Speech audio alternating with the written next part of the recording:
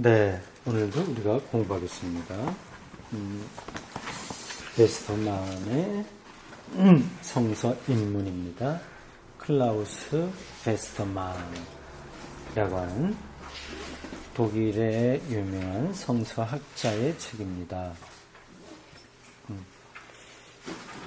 우리가 이런 책을 왜 공부를 해야 될까요? 뭐 이런 책을 공부한다기보다도 성서 개론을 공부하는 건데요. 이 사람의 책을 통해서 공부하는 거예요. 그러니까 성서 자체에 대한 공부라기보다도 성서가 뭐냐에 대한 개론적인 공부입니다. 근데 이게 어떻게 보면은 뭐 이런 공부들은 신학을 전공하는 사람들에게나 필요할 거다 생각할 수 있어요. 목사가 된다거나 신학자가 된다거나 그런 사람들에게 필요하지 일반 신자들이야 뭐 그렇게 필요하겠냐 뭐 그런 생각도 할 수 있습니다. 그거는 좀 약간 오해예요. 근데 성경을 이제 아는 게 중요한데 근데 그 성경이 역사적 배경이 다 있기 때문에 그 배경을 알지 못하면 이제 성경을 바르게 알 수가 없는 거죠. 우리가 어떤 시를 공부할 때도 그 시가 예를 들자면 윤동주의 시, 뭐 서시, 죽어가는 것은 뭐 사랑해야지 뭐 그런 거 있지 않습니까? 윤동주의 서시 이런 것들을 공부한다고 할 때 윤동주가 어떻게 살았는지 어떤 배경에 쓰는지를 좀 알아야 될 거 아니겠어요? 그러니까 그 서시만 달랑달랑 외워갖고 시를 다 아는 건 아니에요. 근데 그런 점에서 우리가 성경의 전반적인 틀 이런 것도 공부하는 겁니다. 그리고 또 일반 신자들이 오해하거나 아직 잘 모르고 있는 것의 하나는 다음과 같습니다. 뭐 성경을 그렇게 뭐 깊이 알아야 되냐? 그거보다도 열심히 기도하고 좀 더 해보면 이제 큐티 정도 해갖고 이제 하나님 말씀대로 우리가 어떻게 사냐 그런데 관심을 가지면 되지. 뭐 성서에 여러 가지 우리가 여기서 공부했듯이 뭐 P문서, J문서, E문서가 어떻고 이게 역사적 배경이 어떻고 뭐 그런 것까지 꼼꼼히 뭐 다 살필 필요가 있냐 생각할 수도 있어요.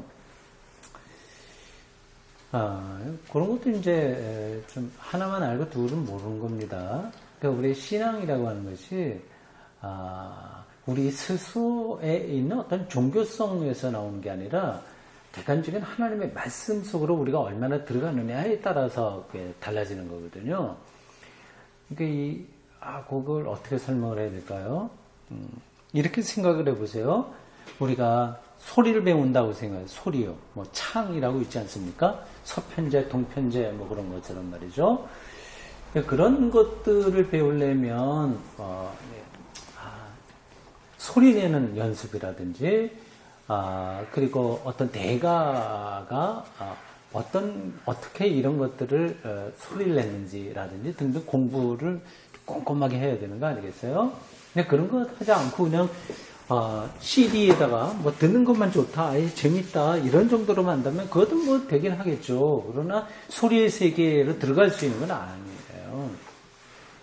이게 성서를 아는 것만큼 실질적으로 아는 거예요. 아는 것만큼 사실은 신앙이 깊어지는 거예요. 근데 그런 거 없이도 자칫하면 열심히 기도하고 뭐 여러 가지 이제 경건 생활 그런 거 하면 근데 신앙은 뜨거워 보입니다. 그건 가능해요.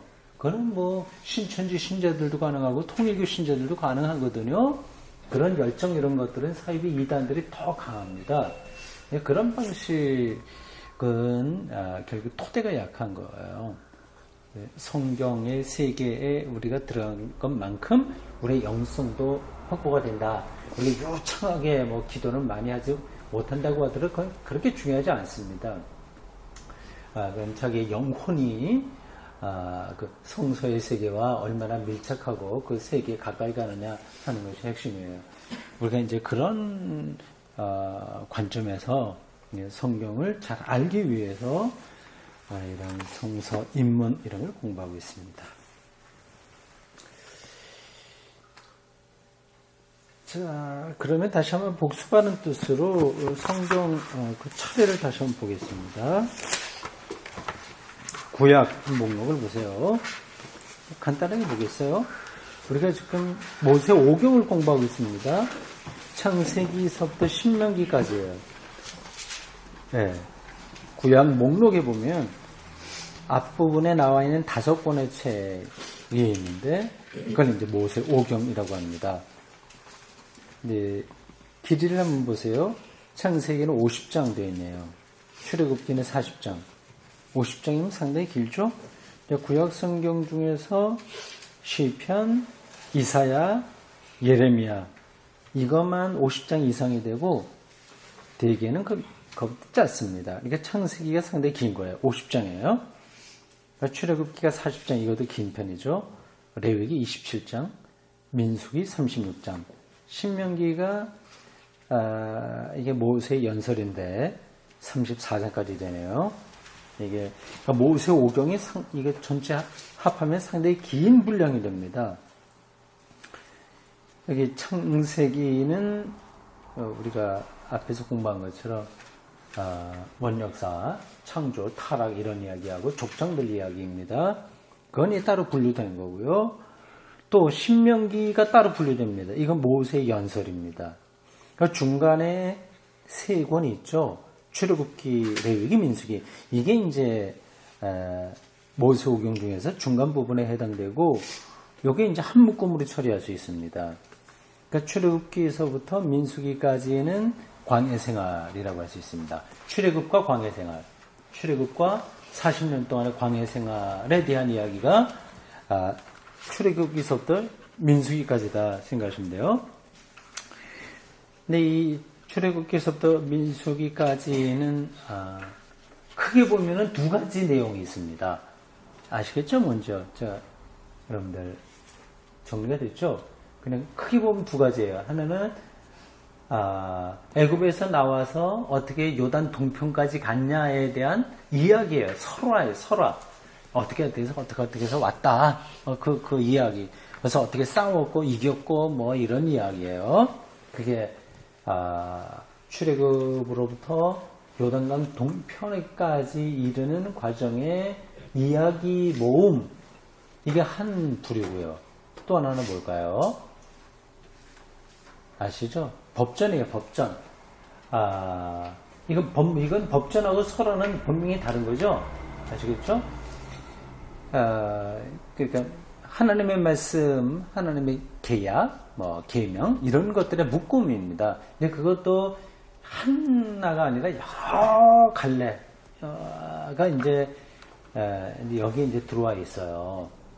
그것도 이제 크게 보면 그 법전이 3뭉치라고 그걸 제가 말씀을 드렸을 겁니다. 우리가 지난번에 거기까지 공부를 했을 거예요. 그래서 이 3권 출애굽기서부터 신명기까지가 크게 보면 설화 부분하고 법전 부분으로 나눈다. 그거를 이제 좀 세분하면 설화가 앞부분하고 뒷부분으로 나누는 거예요. 앞에는 출애굽기하고 광야 좀 생활. 그리고 뒷부분은 요단 동편을 정복해가는 그 이야기. 그렇게 되어 있습니다. 그 중간에 법전에 있는 거예요. 네, 그 정도로 정리하시고 여러분들 머릿속에 그런 것들을 좀 잘 정리해 두세요. 좀 여러분들 알겠지만 제가 반복해서 말씀드리는 이유는 그리고 좀 이런 기회에 좀 잘 기억해 두시라 그런 뜻입니다. 우리 공부하는 책 96쪽입니다. 설화의 계속 부분이에요. 그러니까 출애굽기, 레위기, 민수기에서 이게 크게 2부분이다. 설화와 법전이다. 근데 설화는 앞부분에 하나 나와 있고 뒷부분에 나와 있다. 그래서 이 중간 법전이 중간에 들어가 있고요. 그래서 뒷부분에 있는 설화 이야기입니다. 이게 민수기 10장부터 36장까지입니다. 민수기 10장부터 36장까지. 물론 이 안에도 법전이 있어요. 부분적으로. 네, 그건 전제하고 큰 묶음으로 볼 때 신명기, 민수기 10장부터 36장의 마지막 장이에요. 여기 여기까지가 설화의 뒷부분이다 볼 수 있습니다. 그러니까 이 이야기는 출애굽기에 있는 거하고 여기 중복되는 것들이 제법 나와요. 그러니까 뭐 오병 만나 메추라기 뭐 물 마시는 거 뭐 등등 이런 것들이 비슷한 것이 나오죠. 예, 오늘은 이제 그걸 공부하는 겁니다. 설화의 계속된 뒷부분 이야기 민수기 10장부터 36장까지입니다. 근데 이 내용을 크게 두 가지로 나누어요. 또 하나는 광야를 통과한 길, 이게 이제 10장부터 20장까지예요. 그리고 또 하나는 98쪽에 보면 나오는데요. 요단 동편 지역을 정복하는 이야기, 이게 민수기 20장 14절부터 36장까지 나오게 됩니다.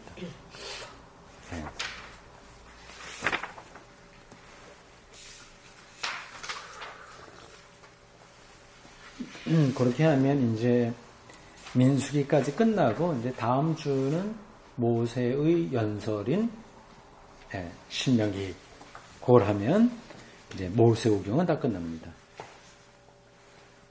보십시오. 96쪽 광야를 통과한 길 이렇게 되어 있습니다.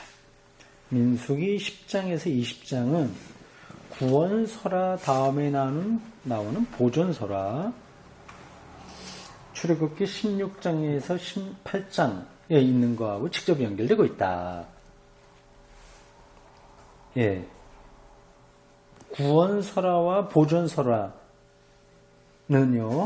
아시겠지만 구원설화는 애굽에서 나온 이야기예요. 구원받은 거.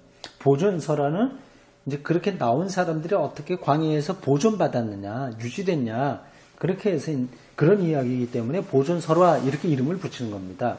근데 그게 출애굽기 16장에서부터 18장까지 나와요. 보존하기 위해서는 필요한 게 뭐예요? 먹고 마시는 문제 아니겠어요? 그러니까 만나 메추라기, 뭐 마라의 쓴 물, 이러한 이야기들이 출애굽기 16장에서 18장에 나오는데 이거하고 연결되는 거죠. 이 두 부분은 모두 광야 여정을 기록하고 있으며, 그러니까 출애굽기와 민수기에 같이 나오는 이 두 이야기는 광야 여정을 기록하고 있고 같은 주제를 담고 있다. 그 내용은 다음과 같다. 이걸 좀 세부적으로 보는 겁니다.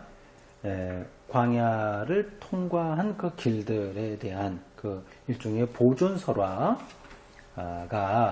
민수기 10장에서 20장까지 나옵니다. 1번 시내산을 떠남, 창세기 10장 미안합니다.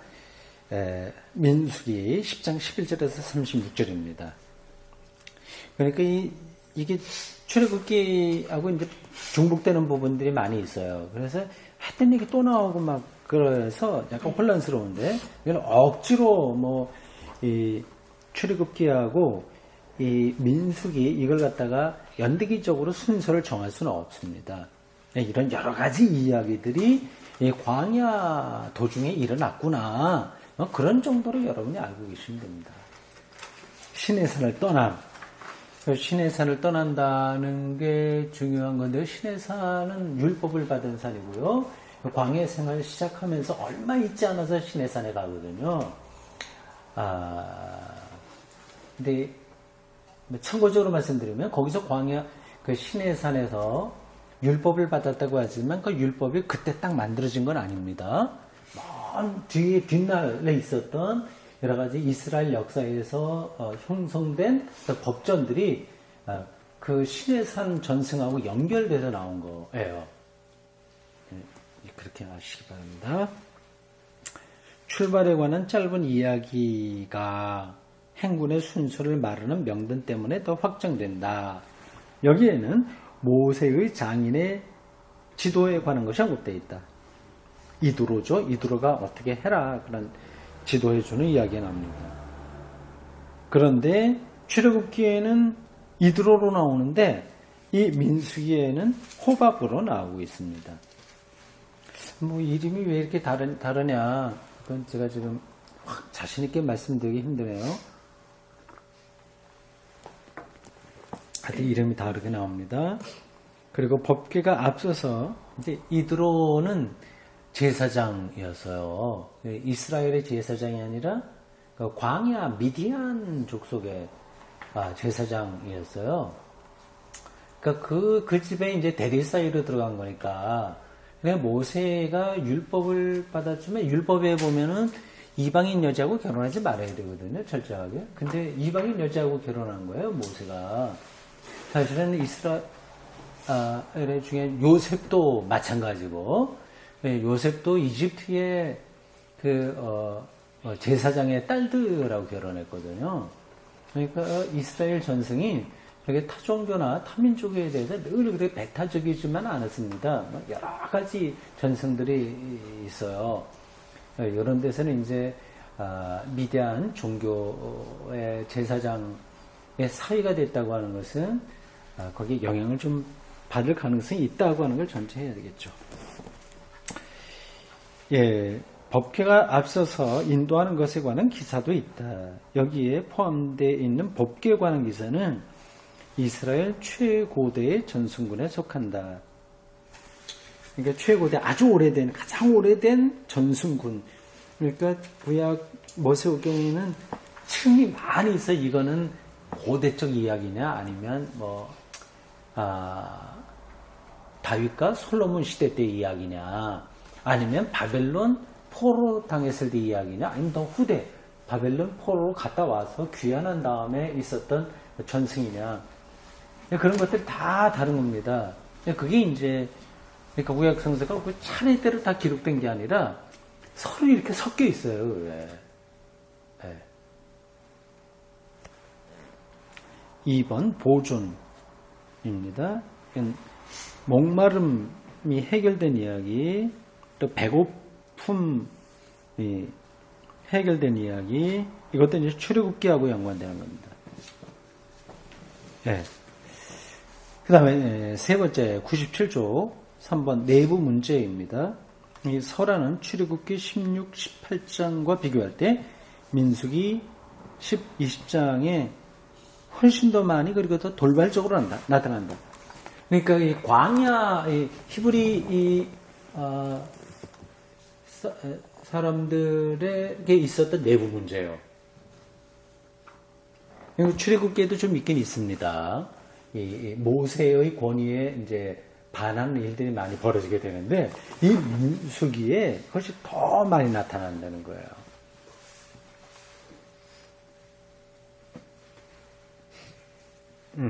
첫 번째, 장로들의 모음.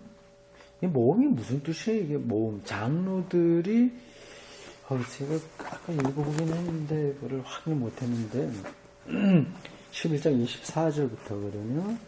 제가 잠깐 좀 확인하겠습니다.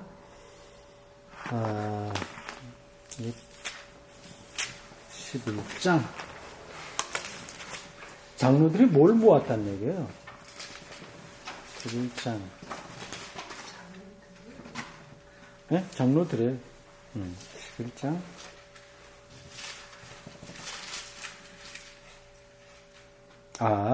모세가 장로들을 모았다는 얘기네. 모아서 이제 무슨 명령을 내리고 뭐 그런 이야기네요. 예.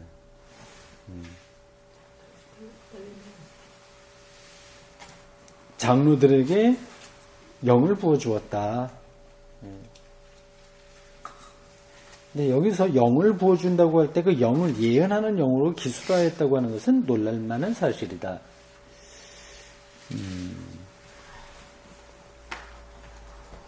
네. 어쨌든 이제 장로들을 어떻게 이제 결속시키냐 하는 문제이기 때문에 그 내부 문제예요. 두 번째는 미리암과 아론이 모세를 대적한다는 이야기요. 형제들이거든요. 미리암과 아론, 미리암은 누나고 아론은 형인데, 이 사람들이 모세를 대적했다고 하는 게, 뭐 그럴 수도 있죠. 뭐 어디 왕족들도 서로 이제 권력 다툼을 하기 때문에, 그 내부적인 문제가 있었다 하는 걸 말하고 있네요.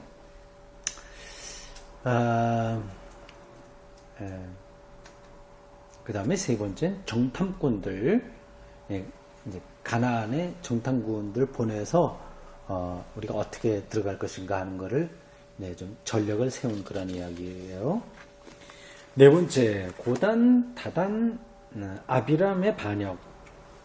민수기 16장, 17장 이런 게 들어있습니다. 반란설화라고 하네요.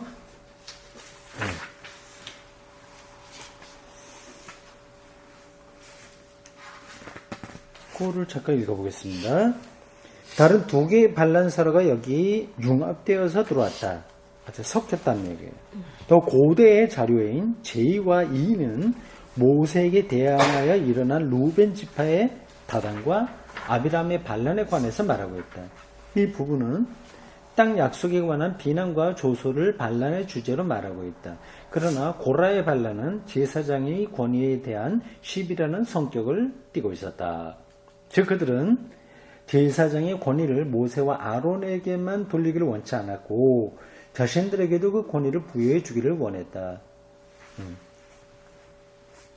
서로 이렇게 겸합을 벌이고 있었죠. 당연합니다. 어느 집단이나 다 그럴 수 있어요. 다윗 같은 왕도 끊임없이 그러한 왕권의 도전을 받았고요. 혈육에서도 그런 건 경쟁을 하게 되더군요. 이 점에서 피가, 이게 피문서예요. 제사장 문서입니다. 상당히 후대 때 만들어진 거라고 생각하시면 됩니다. 피문서는. 그건 제사장의 문서이기 때문에 굉장히 체계가 잡혀 있는 상태를 전제하는 거예요. 그건 고대에는 그런 체계가 잡혀지지 당연히 않았죠. 이 피문서가 손질한 흔적이 뚜렷이 나타나 있다. 네. 왜냐하면 이 설화는 제사장 계층과 레위인 계층 사이를 구분지은 표준으로 사용되기 때문이다. 그러니까 아직까지 그 고대 시대에는 이런 게 구분되지 않았을 거예요.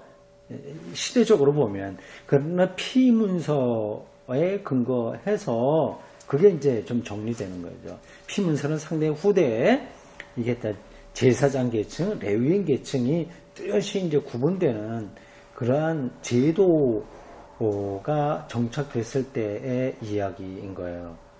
그렇게 서로 이렇게 역사를 거슬러 올라가서 피문서가 이 민수기의 내부 반란에 대한 이야기를 정리하고 있습니다. 광야 유랑 후반기에서 강조되고 있는 부분은 내부의 문제들이었다.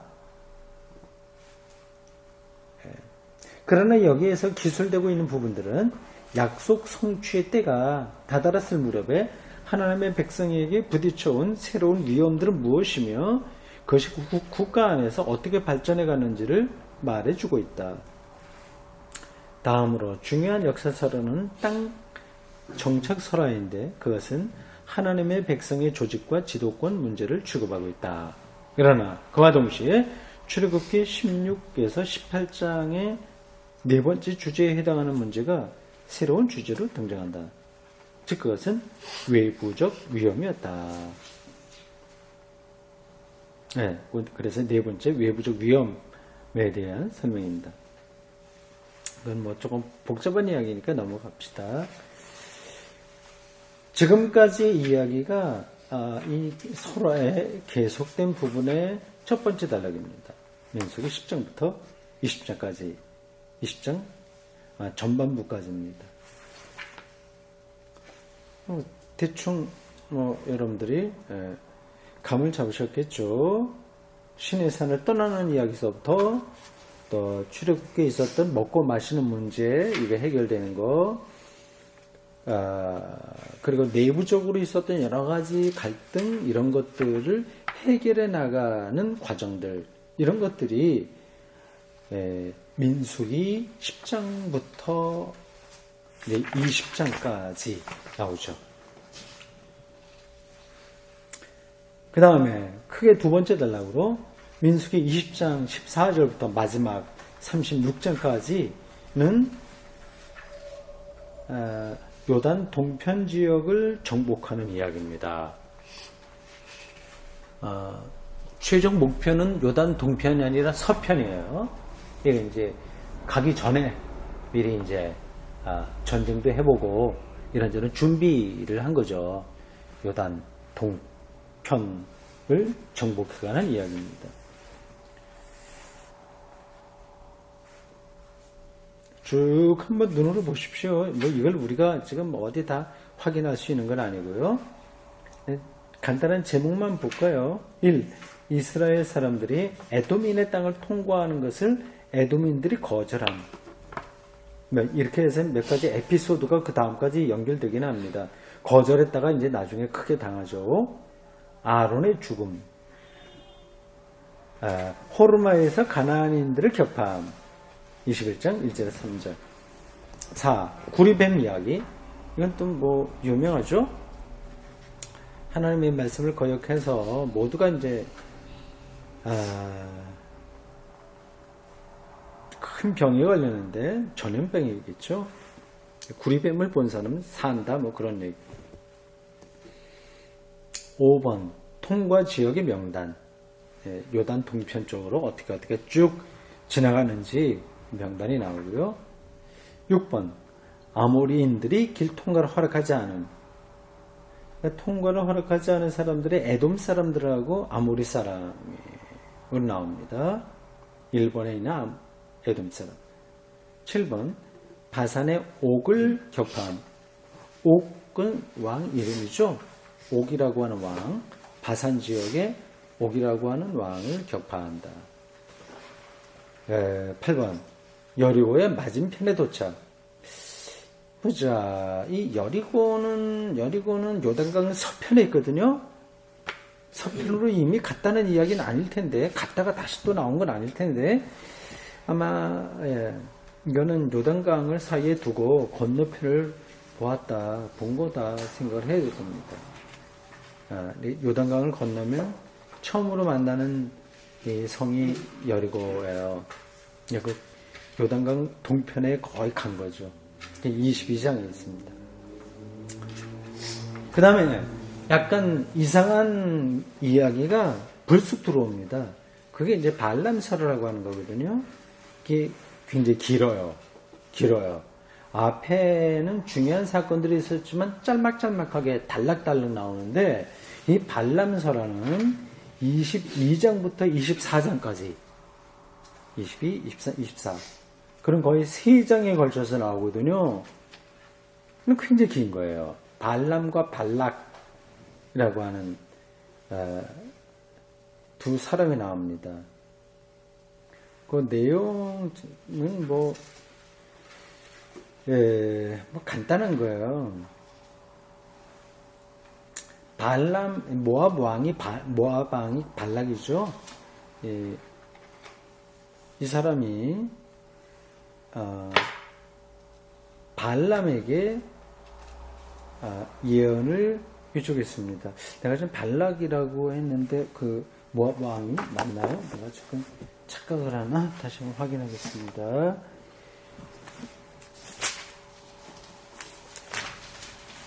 민수기 22장. 이건 아주 특별한 어떤 이야기가 나와요. 22장 2절부터요.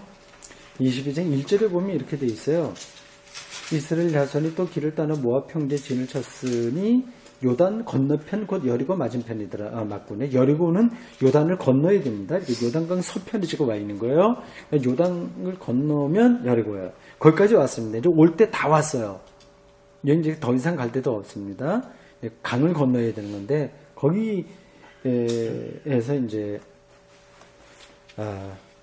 특별한 어떤 사건이 3장에 걸쳐서 나옵니다. 십볼의 아들 발락 맞군요. 그러니까 이 모압 왕인데 이게 모압 왕 십볼의 아들 발락입니다. 발람 이렇게 이름이 비슷하죠. 근데 발람은 선지자고, 근데 이것도 이스라엘 선지자는 아니에요. 이방인 선지자예요.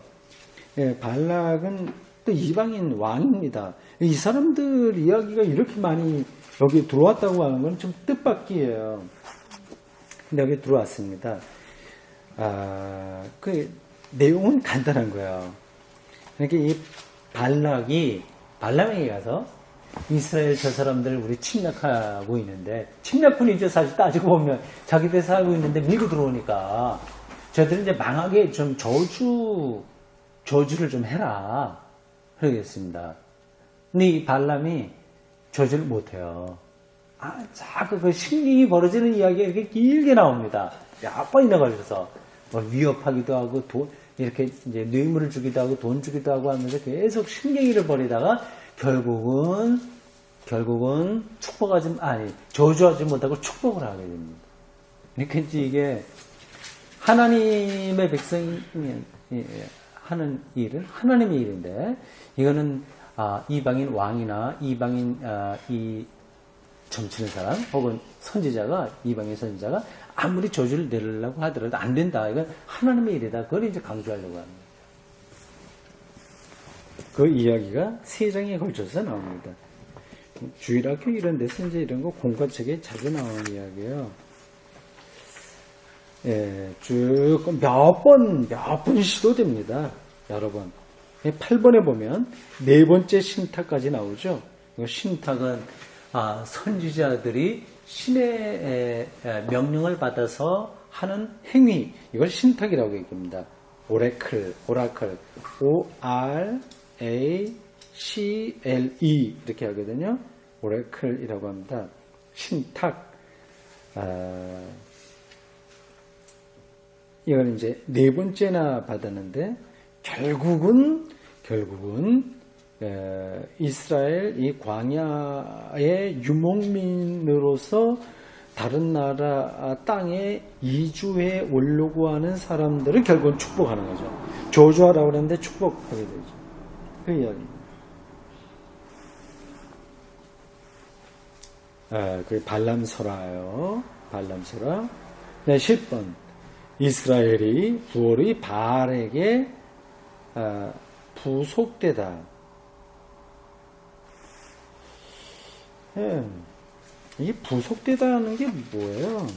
거기 이제 그 말로만 보면 그냥 거기 속했다는 그런 이야기 같은데, 25장 1절부터 나오는데요. 이스라엘이 거기서 이제 그 이방인들이 따르는 그 바알을 섬겼다. 네, 그 얘기죠. 11번 제사장이 이스라엘을 미디안 여인과 함께 죽입니다. 작은 에피소드들이 나오네요. 12번 미디안을 격파함. 13번 루벤 갓 므낫세 지파가 요단 지역에 거하고 그리고 요단 서편 지역을 정복하는 일에 참여하기를 약속하다. 이것도 좀 길게 나오는데, 요단 동편을 이 세 사람들이 세 지파 루벤 갓 므낫세의 반지파, 다가 아니라 반쯤, 므낫세 반, 이 세 지파가 동편을 지역을 이렇게 침략해서 이제 정복합니다. 이게 약속 위반인 거예요. 그냥 하지 말아야 돼. 그러니까 요단 서편이 가나안 땅으로 가야 되는데 이쪽 지역을 이제 정복하게 되면 못 가잖아요. 머물게 되잖아요. 그러니까 서로 이제 지파들이 서로 이제 의견들이 분분해졌습니다. 근데 결국 어떤 결론에 도달했냐면 이 세 지파가 두 지파 반이 우리가 동편 지역을 정복하되 서쪽 갈 때는 힘을 합하겠다. 그렇게 이제 결론을 냅니다. 그 이야기예요. 됐습니다. 민수기 20장에서 36장에 보면 율법 항목과 발람 설화를 제외하면 요단 동편 지역의 정복에 관한 설화를 담고 있는 장은 2장만 남는다. 그리고 두 개의 반지파가 어떻게 이 지역을 점유하게 되었는가 하는 것을 말해주는 장이 하나 더 추가되었다. 분명히 이 지역의 정복에 관한 기사는 요단 동편의 정복에 관한 기사는 연속되는 설화로서 전송되었다기보다도 오히려 몇 개 단편으로 전송되었을 것이 분명하다. 몇 가지 그냥 전에 따로따로 있었던 이야기들이 이렇게 이제 좀 체계 없이 여기 정리됐다 그 뜻이죠. 이 부분의 중심에는 비슷한 두 개의 설화, 즉 에돔인들과 싸운 이야기와 아모리인들과 싸운 이야기가 나타나고 있는데, 이것은 그 두 족속이 모두 이스라엘인들이 자기 땅으로 평화롭게 통과하는 것을 거절했기 때문에 생기게 되었다. 따라서 여기 나타나는 이 설화는 요단 동편 지역을 정복했을 때만은 적어도 가장 중요한 전쟁이라고 하는 것이 결국 정복 싸움은 아니었다고 하는 것을 강조하고 있다. 그러니까 좀 통과만 하게 해주십시오, 그런 거였어요. 이스라엘 사람들은 그들에게 약속된 지역으로 가기 전에 평화스럽게 한 지역을 통과하기만을 원하였다고 하는 것이다. 네, 그런 게 밑바탕에 있는 거죠. 구리뱀 설화는 광야에 있을 동안 겪은 위급한 정황 아래서 이스라엘인들이 털어놓은 불평에 대한 최후의 신의 계시다. 이 주제는 이전의 설화들이 가지고 있는 주제와는 대조가 된다. 즉 하나님은 그 뱀에게 물린 재앙을 단순히 종결시켜 주는 것만이 아니라 그 뱀을 쳐다본 자는 누구나 구원을 받게 되는 하나의 상징을 설정하였다고 하는 점입니다. 여기서 비로소 처음으로 신앙이 하나님의 구원 행위와 관련되어 있다.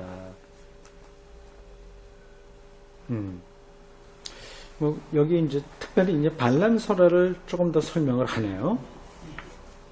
예, 상당히 길게 기록되어 있고 중요하기 때문에 그렇습니다. 잠깐 보겠어요. 발람 설화는 한때 독립적으로 정승되었던 설화다. 그러니까 이 동편, 요단 동편을 정복하는 이야기에 원래 있었던 게 아니라 따로 전해져 내려오던 이스라엘 사람들의 설화라고 하는 거죠. 이 설화가 구약 속에 들어왔을 때 더 확장되었다. 거기에 나타난 자세한 점치는 행위가 후일에는 예언하는 일과 융합되어 버렸다. 그 전체 설화는 하나님께서 주위의 강대한 열국들이 있음에도 불구하고 그의 백성들에게 주신 축복을 높이 찬양하는 노래 형식으로 구약 속에 침투해 들어왔다.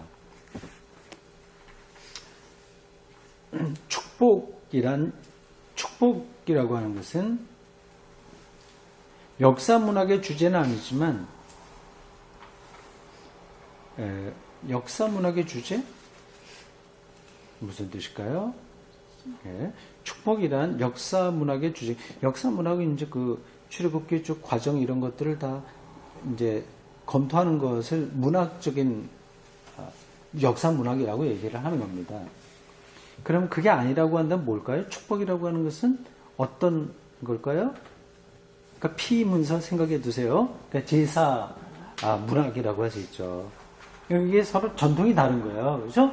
이스라엘을 이렇게 역사적으로 이렇게 검토해가는 어떤 일이 있었다, 뭐 그렇게 따라가는 거하고 제사 신학, 제사 문서 그런 관점으로 보는 거하고는 차이가 있는 거거든요. 그러니까 축복은 당연히 제사장의 문제예요. 이렇게 역사 문학의 주제는 아니지만 여기서는 하나님께서 그의 백성들을 다루시는 설화로 소개되어 있다. 발람의 저주가 아니라 축복이 나왔다고 하는 거죠. 예. 그러니까 역사를 다루고 있는 그 자리에서 제사 문서의 주제가 이렇게 들어오게 됐다. 그죠? 이스라엘 선견제가 아닌 발람이라는 이방인 점쟁이가 모압 왕 발락으로부터 이스라엘을 약화시키는 저주를 예언하라는 명령을 받는다. 그러나 그는 저주를 예언하는 대신에 축복할 수밖에 없다. 왜냐하면 이게 성서기자들의 신앙관이죠. 홀로 시편에도 자주 나오는 이야기예요. 홀로. 그리고 구약 성서와 신학에도 마찬가지고 그분만이 할 수 있는 일. 그래서 하나님을 홀로 그분 되신 분 이렇게 얘기할 수 있어요. 홀로 축복과 저주의 주이신 야훼. 예, 홀로. 그러니까 이건 잘 생각하셔야 되는데 그분이 유일하시다 그런 뜻도 있지만 그분이 하시는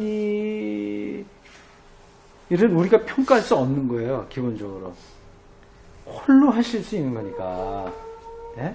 그러니까 그분의 우리가 볼 때 이런 일이 일어나면 안 되는데 이거는 정말 정의롭지 못한 일인데 이렇게 생각하더라도 우리에게 이해가 되지 않았을 뿐이지 하나님께서는 자신의 일을 고유한 방식으로 행하신다 그런 뜻입니다. 예, 거기에 이제 우리 신앙을 올려놓는 거죠. 그러니까 뭐 무죄한 자들이 어려움을 당하고 그러한 이렇게 뭐 어린아이들도 불치병도 걸리잖아요. 우리가 이해할 수 없는데 그래도 궁극적으로는 하나님이 세상을 선하게 창조했다. 그걸 우리는 놓칠 수가 없습니다. 이건 말이 되냐? 근데 그쪽으로 올라가서 우리가 이 세상을 이해하는 게 성서의 신앙관입니다. 근데 그거를 말해주는 것의 하나가 홀로다. 홀로 축복과 저주의 주신 야훼가 그렇게 하라고 하시기 때문이라고 하는 것입니다. 예. 그래서 그 신탁을 받는 장면이 시적으로 거기에 표현되어 있어요. 예. 24장 3절에서 4절, 15절에서 16절 나오네요. 이게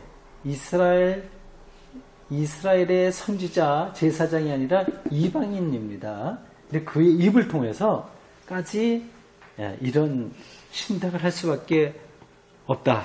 하나님 많이 그렇게 하신다. 그러시죠. 발람의 신탁들도 약속이 어떻게 축복을 통해서 성취되는가 하는 것을 보여준다. 이 선견자는 한 공동체에게 주신 축복의 비밀을 내다본다.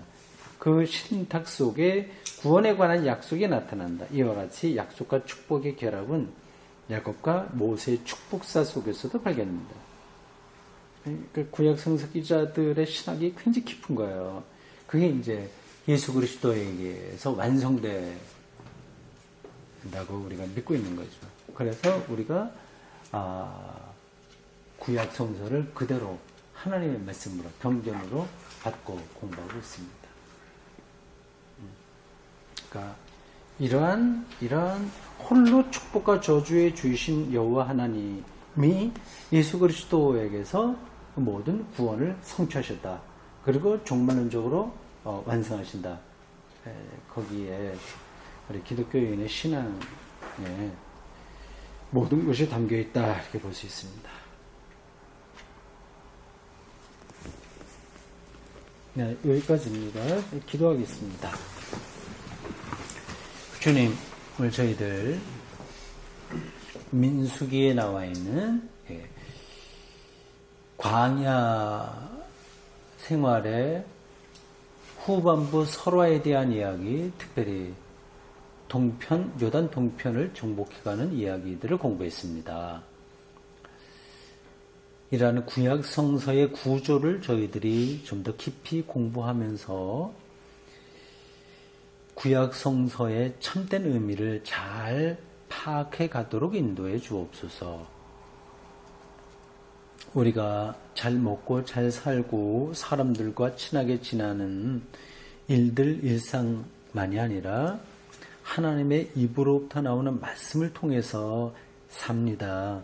그 말씀을 더 깊이 그리고 바르게 이해할 수 있는 우리의 영적인 힘과 그리고 생각할 줄 아는 힘도 허락해 주시옵소서.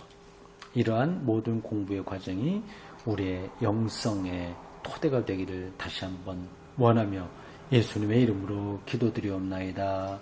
아멘.